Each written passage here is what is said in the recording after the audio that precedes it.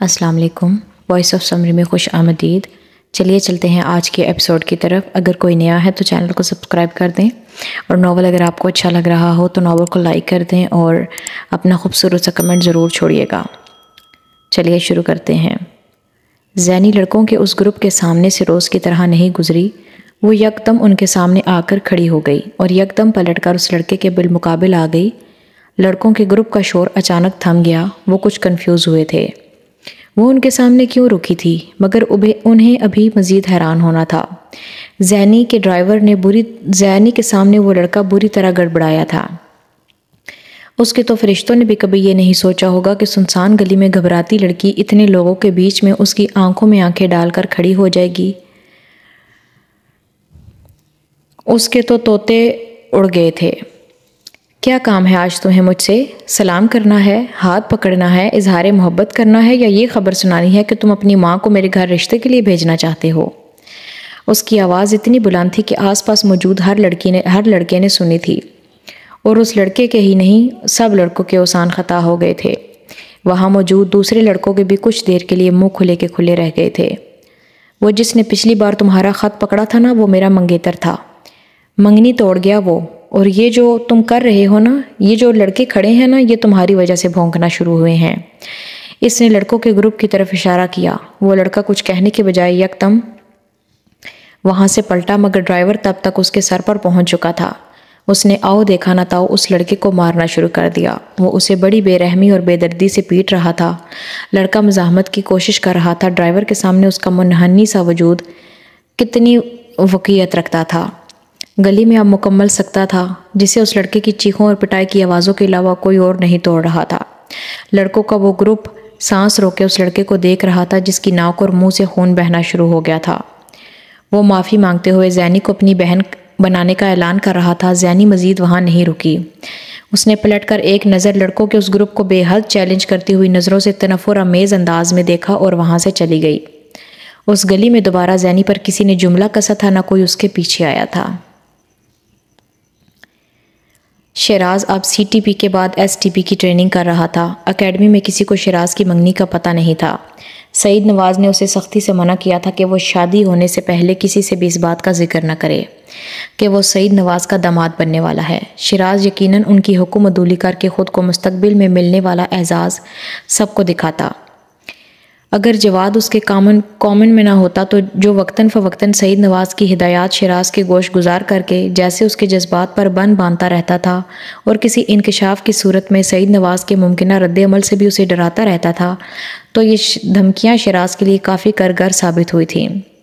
سعید نواز یقیناً اس کے back ground کی وجہ سے اتنے محتاط تھے، یقیناً ان کے نزدیک یہ بات شرمندگی کا باعث ہوتی کہ وہ اپنی اکلوتی بیٹی کی شادی شیراز جیسے خاندان میں کر رہے تھے، اور وہ اپنے حلقہ احباب کے بے جا اعتراضات سے بچنے کے لیے ہی اتنی احتیاط کر رہے ہوں گے۔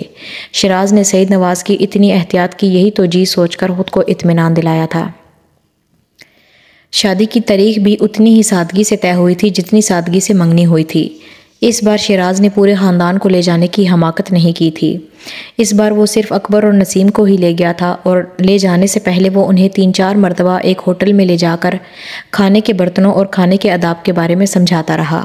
جب اسے یقین ہو گیا کہ حالات میں کچھ زیادہ بہتری نہیں آئی تو اس نے صرف انہیں یہی ہدایت کی، کم سے کم کھائیں۔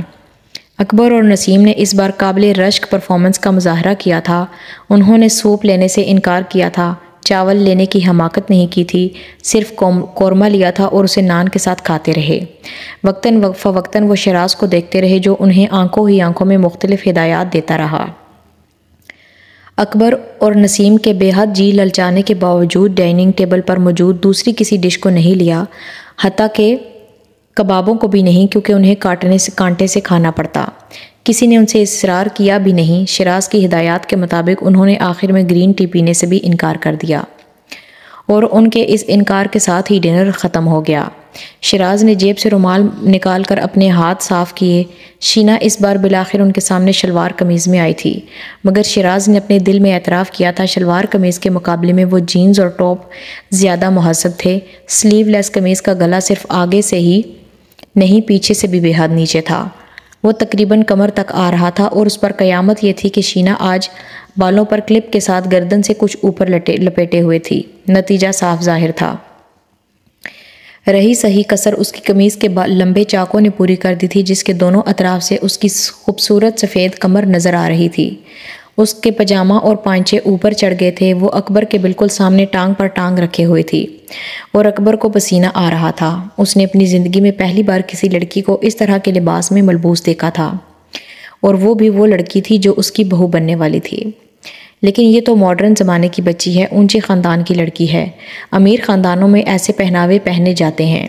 اب اس کا باپ بھی تو پاس بیٹھا ہے، اسے کوئی اعتراض ہوتا تو شینا کیوں کپڑے پہن کر آتی؟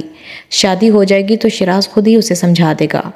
اکبر اپنے آپ کو خود ہی سمجھانے میں مصروف تھا، جبکہ نسیم نے ان ساری چیزوں کو مکمل طور پر نظر انداز کر دیا تھا۔ جب بہو اتنی دولت لا رہی ہے تو خواہ مخواہ میں اس طرح کی چھوٹی موٹی باتوں پر کیا برا ماننا؟ ویسے بھی اب ہم کوئی محلے والے تو نہیں رہے، بنگلوں میں رہنا ہے انہوں نے۔ وہ اپنی طرف سے تعویلات دے رہی تھی، اور شیراز یقیناً شینا کے سامنے بیٹھا اس پر مکمل طور پر قربان ہو رہا تھا۔ شینا اسے مکمل طور پر نظر انداز کیے بیٹھی تھی۔ وہ صرف سعید نواز اور ثانیہ کی باتیں سن کر اور انہیں دیکھ رہی تھی۔ اس نے ایک بار بھی نظر اٹھا کر شیراز کو نہیں دیکھا تھا، جبکہ شیراز کو اس کی خود اعتمادی مار رہی تھی۔ اسے صرف یہ اندازہ نہیں تھا کہ شینا میں اور بھی بہت کچھ تھا جو اسے مارنے والا تھا۔ شادی کی تاریخ طے ہونے کے کچھ دنوں بعد سعید نواز نے شادی کی تیاریوں کے لیے 5 لاکھ روپے کا چیک دیتے ہوئے اسے یہ ہدایت دی کہ وہ بے حد سادگی سے شادی چاہتے ہیں۔ وہ خاندان اور قریبی لوگوں کے علاوہ شادی میں کسی دوسرے کی شرکت نہیں چاہتے، نہ صرف اپنی طرف سے بلکہ ان کی طرف سے بھی۔ انہوں نے شیراز تک شینا کا یہ بھی مطالبہ پہنچایا کہ شادی کا صرف ایک مشترکہ فنکشن ہونا چاہیے۔ دوسرے الفاظ میں وہ یہ کہہ رہے تھے کہ شیراز ولیمے کا اہتمام نہ کرے۔ 5 لاکھ کا چیک ہاتھ میں لے کر سعید نواز کو نہ کہنا ناممکن تھا۔ شیراز بے حد سعادت مندی سے انہیں ہاں کہہ کر آ گیا تھا، مگر اس کے گھر والوں کو پہلی بار کچھ اعتراض ہوا۔ ان کا اکلوتا بیٹا تھا اور وہ اس کا بھی ولیمہ نہ کرتے، جس کا صاف صاف مطلب یہ تھا کہ محلے اور خاندان کے لوگوں کو یہ پتہ ہی نہ چلتا کہ وہ کیسے امیر گھرانے سے بہو لا رہے ہیں، کیسے اونچے خاندان سے ان کی بیٹی کی رشتہ داری ہو رہی ہے، اور خاندان اور محلے کے لوگوں کو یہ پتہ ہی نہیں چلتا کہ وہ امیر ہو گئے ہیں۔ تو یہ ان کے لیے شرم سے ڈوب مرنے کا مقام تھا۔ شیراز کی بہنوں کو یہ غم تھا کہ ان کی سہیلیاں ان کی خوبصورت ماڈرن اور امیر بھابھی کے ڈھیر سارے زیورات کیسے دیکھیں گی۔ شیراز خود بھی کچھ رنجیدہ تھا، کیونکہ وہ خود بھی اپنے پورے قومن کو اپنی شادی میں بلا کر افسروں کا ایک جھمکٹا اکٹھا کر کے اس میں راجہ اندر کی طرح پھرنا چاہتا تھا۔ زندگی میں دوبارہ ایسا موقع اسے کہاں ملنے والا تھا، لیکن اب خیر۔ اس نے ماں باپ اور بہنوں کو 5 لاکھ کا چیک دکھاتے ہوئے انہیں سادگی کے فوائد اور اس کی بچت پر ایک لیکچر دیا، جس میں اس نے حسب ضرورت کچھ اسلامی حوالے اور حدیثیں بھی استعمال کیں۔ نتیجہ حسب توقع اور حسب سابق رہا۔ گھر والوں پر فوری اثر ہوا تھا، البتہ اس اثر کو مزید مؤثر بنانے کے لیے اس نے اس رقم سے ان سب کے کچھ مطالبوں کو پورا کرنے کا وعدہ کیا۔ اگلے مہینے کی 15 تاریخ کو شادی ہو رہی ہے شیراز کی۔ کسی نے زینی کے دل پر گھونسا مارا، وہ سانس لینا بھول گئی تھی۔ نسیم اور اکبر جا رہے ہیں گھر چھوڑ کر۔ شیراز کو بھی گھر ملا ہے جہیز میں، نسیم بتا رہی تھی۔ بہت بڑا گھر ہے ڈیفنس میں۔ اس گھر کو تو ابھی بند کر رہے ہیں، کہہ رہے تھے کہ اچھے داموں بیچ دیں گے، اور نہ بھی بیچا تو پڑا رہے گا۔ اب انہیں کوئی ضرورت نہیں اس گھر کی۔ شادی بڑی سادگی سے کر رہے ہیں، خاندان میں سے کسی کو نہیں بلا رہے۔ نسیم کہہ رہی تھی کہ بیٹے کے سسرال والے بھی زیادہ لوگ نہیں بلا رہے، اور یہ ان کا ولیمہ بھی نہیں کر رہے۔ ہاں بھائی، اب بیٹا بڑا افسر بن گیا ہے، اب کہاں ہم جیسے لوگوں کو منہ لگائیں گے۔ تم نے زینی کے لیے کیا سوچا؟ صحن میں بیٹھی محلے کی کوئی عورت نفیسہ کو شیراز کی شادی کے بارے میں بتانے کے بعد اب زینی کے بارے میں پوچھ رہی تھی۔ اندر بستر پر لیٹی ہوئی زینی یکدم اٹھ کر بیٹھ گئی۔ اس نے یہ کیوں سوچا تھا کہ اب شیراز کے بارے میں کچھ بھی سن کر اسے تکلیف نہیں ہوگی؟ منگنی ہو گئی تھی تو شادی تو ہونا ہی تھی۔ پھر اسے یہ کیوں محسوس ہو رہا تھا جیسے اس کا کوئی گلا گھونٹنے لگا تھا؟ اتنی جلدی وہ کسی دوسری عورت کا ہو جانے والا تھا؟ اس نے بے یقینی سے اپنی انگلیوں کی پوروں پر دن گنے تھے۔ کوئی اور عورت اس کی زندگی میں آنے والی تھی، اس کی جگہ لینے والی تھی۔ تکلیف محسوس ہونا شروع ہوئی تھی۔ اس نے ساری زندگی شیراز کے نام کو اپنی ملکیت سمجھا تھا، اب وہ کسی دوسری کے نام کے ساتھ منسلک ہونے والا تھا۔ اس نے بہت بار اپنے نام کے ساتھ زینب ضیاء نہیں زینب شیراز لکھا تھا۔ ہر بار اس نام کو ڈالتے ہوئے وہ ایک عجیب سی سرشاری محسوس کرتی، اور اب کتنے آرام سے کوئی اور اس نام کو اپنے نام کے ساتھ لگانے والا تھا۔ قانونی، مذہبی، معاشرتی اور اخلاقی استحقاق کے ساتھ نیند تو اب اڑنے والی تھی۔ پتہ نہیں اسے کیا ہوا، وہ چادر اوڑھ کر بیگ پکڑ کر باہر نکل آئی۔ نفیسہ نے اسے پیچھے کتنی آوازیں دیں اس نے نہیں سنی۔ وہ اس سا پہر پیدل ہر جگہ بے مقصد پھرتی رہی۔ کبھی کوئی دن ایسا نہیں گیا کہ اس نے شیراز کے بارے میں نہ سوچا ہو، مگر کوئی دن ایسا نہیں گیا تھا جب اس نے شیراز کے ساتھ کسی اور عورت کے بارے میں سوچا ہو۔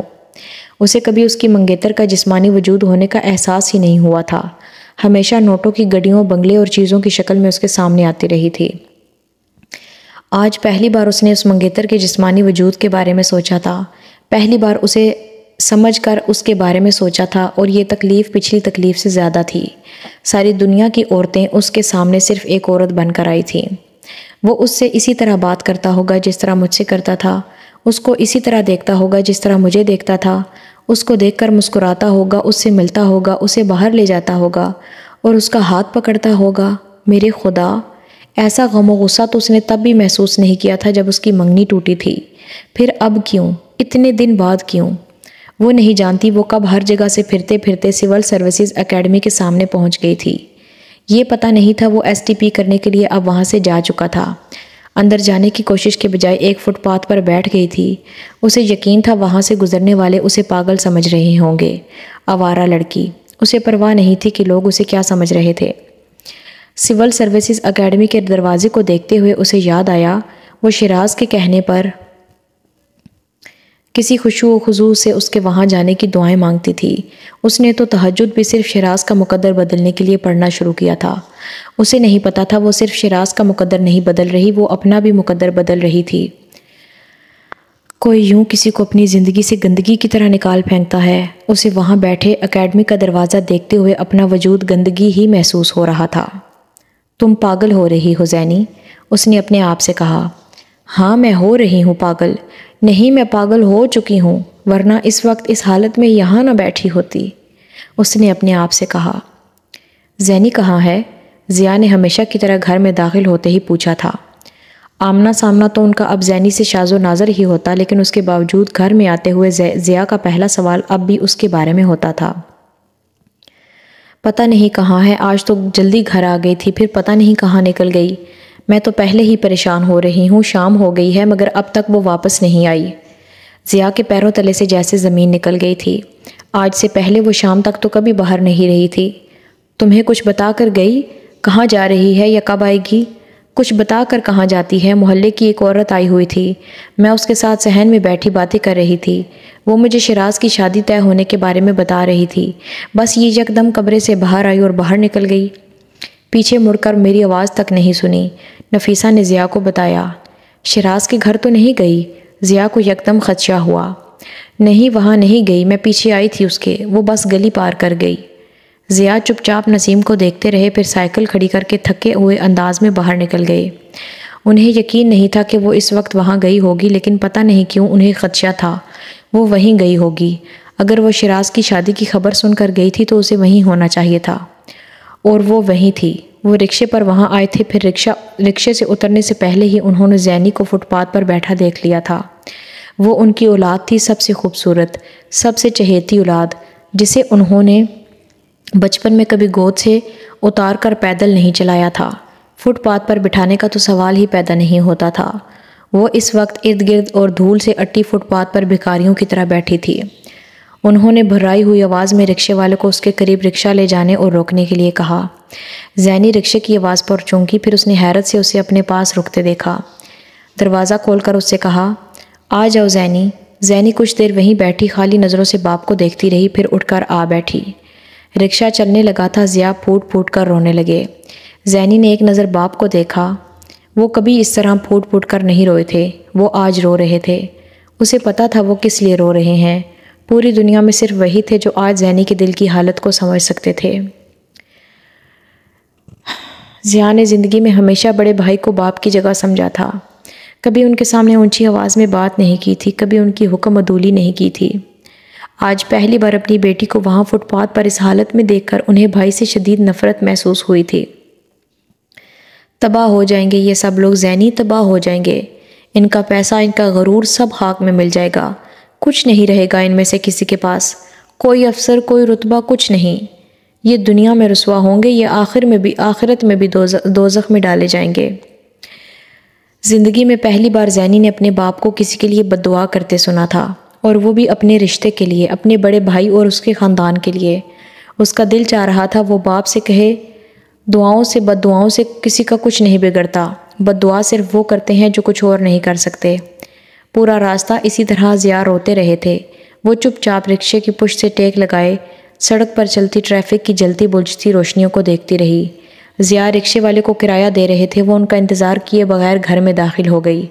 نفیسہ اور سلمان تینوں نے دروازے پر اس کا استقبال کیا تھا، مگر اس کے چہرے کے تاثرات نے کسی کو کچھ پوچھنے نہیں دیا۔ وہ چپ چاپ صحن کے تخت پر آ کر سر جھکا کر بیٹھ گئی تھی۔